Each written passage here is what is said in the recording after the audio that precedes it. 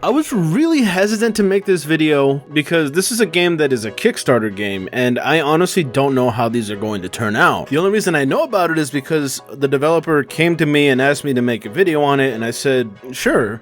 With an uncertain and hesitant look. I had no idea what this game is going to be like. I don't know who this developer is. I'm uncertain if this game is ever going to succeed, but against my better judgment, what's up everybody? Right back at it again with another video. Today we are going to be covering The Walls, or just Walls. So the developer came to me and asked me to cover the game, which I said yes, and when I asked what the game was, he said that Walls is a new realistic tactical FPS capture the flag game where 4 teams battle over flags to determine the ultimate squad, based on a Minecraft game mode known as The Walls. This guy played a lot of Minecraft, but he only found himself playing one mode, so we tried to scour the marketplace to see if there was anything that was like it, but after hours and hours of searching for a more realistic version, he couldn't seem to find anything that could compare. So he decided to make his own by putting a spin on it and adding capture the flag. Maps are large and contain a lot of areas that are completely unique. This is accompanied by perks that players have, such as a navigator, which is a perk that allows players to use an in-game map, which I'm guessing is going to be like Halo or Call of Duty maybe? Map of the area or maps so that you can actually see where players are. I don't know, it doesn't specify. But anyways, there are also epic player specialties such as being able to hack drones or place radars that really allows for a one-of-a-kind gaming experience. Sounds interesting. Each side of the map has a team of 4, totaling a player count of 16. With no one to guide you or tell you what to do, the choice is yours on how you want to tackle the problems thrown at you. This honestly sounds like this game is going to be very chaotic, but like the fun kind. I feel like I played a mode kind of like this, but not on Minecraft. It was I think it was Halo, but it wasn't a capture the flag. It's like 3 versus 3 teams. I think it is. I think it was Halo 5. I don't remember, but I actually did like that kind of mode. I haven't really seen other developers do that kind of thing. So yeah, it would definitely be unique because I've never seen any developer actually take that concept and turn it into a full game. It would certainly be something that's different from the norm if the Kickstarter actually gains any traction, which we'll get to that in a little bit. Capture the flag is going to be their bread and butter, but they told me that there are going to be different modes alongside that, which I'm sure just a regular TDM would work with this game too. But yeah, currently at the moment they are a small team of 4. This team does not include an animator or a designated 3D modeler, therefore the videos that I have been showing you are purchased assets. According to the developer, he got them from a bunch of small packs which were altered, then merged with different packs to create a unique environment. Due to their practically non-existent budget, they were unable to hire both a full-time modeler and an animator. So again, the footage that we're seeing is what they're able to use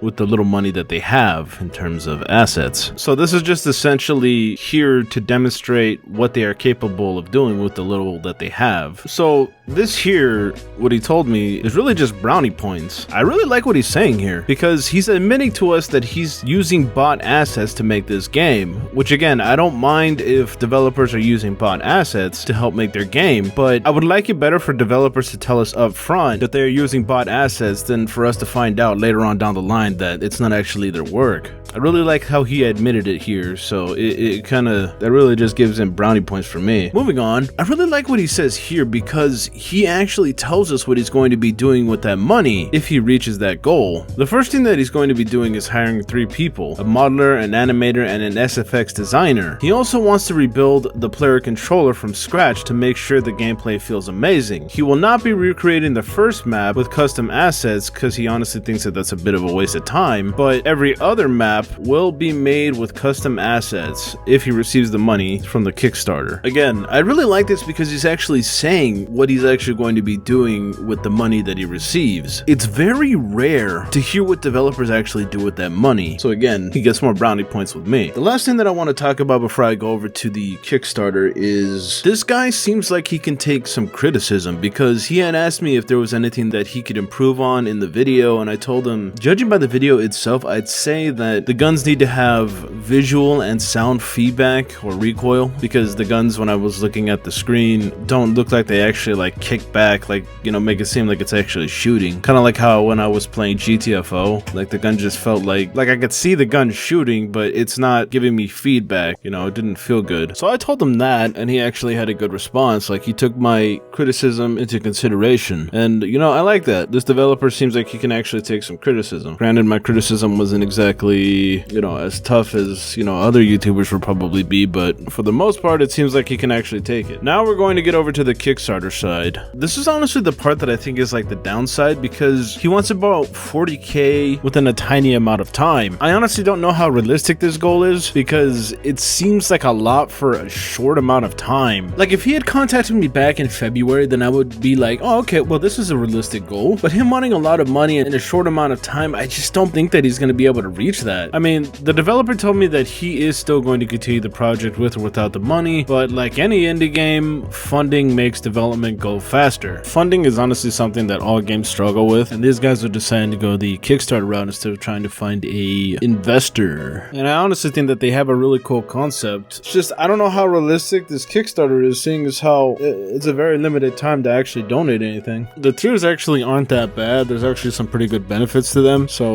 yeah, if you guys want to check it out, I'll have all the links down in the description for you guys to look at. Their YouTube channel, their social medias, and Discord. I think that it's a really cool idea, but I just don't know how realistic this Kickstarter is. Maybe if they restart it and put it at maybe like sometime in March, I feel like it's a more realistic goal, but we'll have to see how that goes. So what are your thoughts? Is this realistic 4-team capture the flag game within a condensed area a game that you would support? It honestly sounds chaotic, but like the good kind, you know, the fun kind, but we'll have to honestly see it in action. Let me know what you think down below. If you like the content, be sure to subscribe, ding the bell, like the video, share the video. If you want to support me, check out my Patreon. And with that all being said, I want to thank everybody for coming out to watch, and I guess I'll catch you in the next one. Bye-bye.